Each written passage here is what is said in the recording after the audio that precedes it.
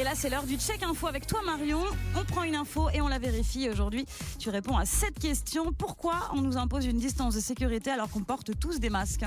Et oui, elle revient de plus en plus souvent sur les réseaux. À chaque fois qu'on parle des transports en commun, du métro notamment. Et l'idée, c'est que si tout le monde porte un masque, il n'y a pas de raison d'être impérativement à plus d'1 mètre les uns des autres. Oui, mais ça, c'est si tout le monde porte un masque homologué et s'il est porté correctement. Répétons-le, les masques protègent s'ils sont portés en recouvrant bien le nez, le menton et en n'ayant pas été touchés avec les mains, ni baissés pour dire bonjour, puis remis en place, comme l'a fait par exemple le président Emmanuel Macron devant des élèves la semaine dernière. C'était l'exemple type du geste à ne pas faire et qu'on fait souvent finalement parce qu'on a peur d'être mal compris ou parce qu'on n'arrive plus à respirer, on bouge le masque et ça c'est une porte d'entrée au virus. Et puis autre impératif, le masque à usage unique doit être jeté au bout de 4 heures et pour les masques réutilisables, lavé à 60 degrés. On ne remet pas le masque utilisé le matin dans le métro pour faire le trajet retour. Bref, tout ça est très contraignant. Honnêtement, c'est difficile de respecter absolument toutes ces consignes et c'est pour ça que garder une distance de plus d'1 mètre avec les autres, c'est une vraie protection supplémentaire. Et pourtant, dans les entreprises, les usines par exemple, le gouvernement n'impose aux salariés de porter le masque que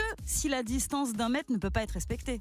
Et oui, c'est vrai, mais là, le contexte est différent. Dans une entreprise, d'abord, on considère qu'il y a moins de foule, moins de brassage que dans le métro, et surtout que tous les salariés ont le même équipement fourni par leur employeur. Masque, visière transparente, gel hydroalcoolique, voire gants et lunettes. Le cadre est beaucoup plus strict et il réduit les risques de propagation, en théorie, parce qu'évidemment, il n'y a pas de surveillant derrière chaque salarié pour vérifier que le masque n'a pas bougé, mais l'idée, c'est qu'avec cette batterie de protection, le risque est réduit. Par contre, j'ai vu que dans les avions, là, il n'y a pas de distance à respecter.